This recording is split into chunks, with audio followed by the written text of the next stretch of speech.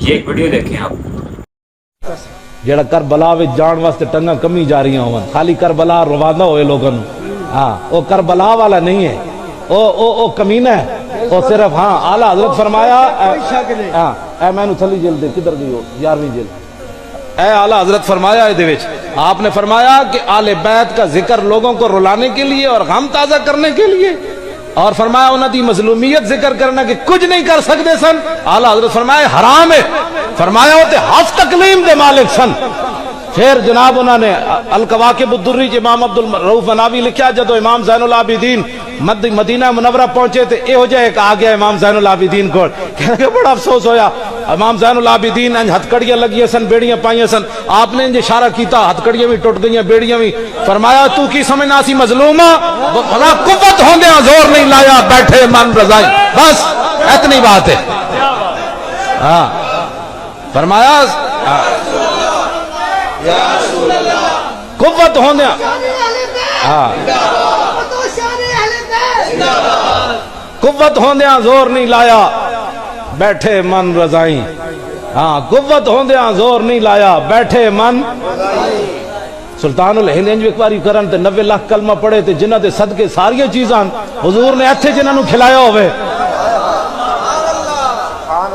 گالے کرنے والی ایسی آل بیت دا ذکر کرنے ہیں ایسی نہیں کہ اعلیٰ قوت ہوندے ہیں. بس اتنی بات ہے. صرف اس تو زیادہ اعلیٰ حضرت بریلوی فرماندے ہیں حرام ہے گل کرنا. یہ تے توہین ہے.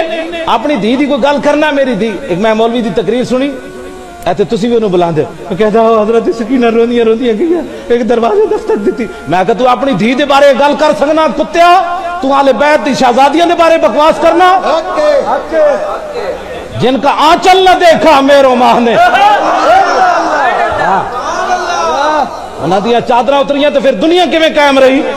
نا بس قوت ہوندیاں زور نہیں لایا بیٹھے من رضائی. دنیا اتو پیاسے گئے دین دنی دے سائیں. بس اتنی بات ہے. اہل سنت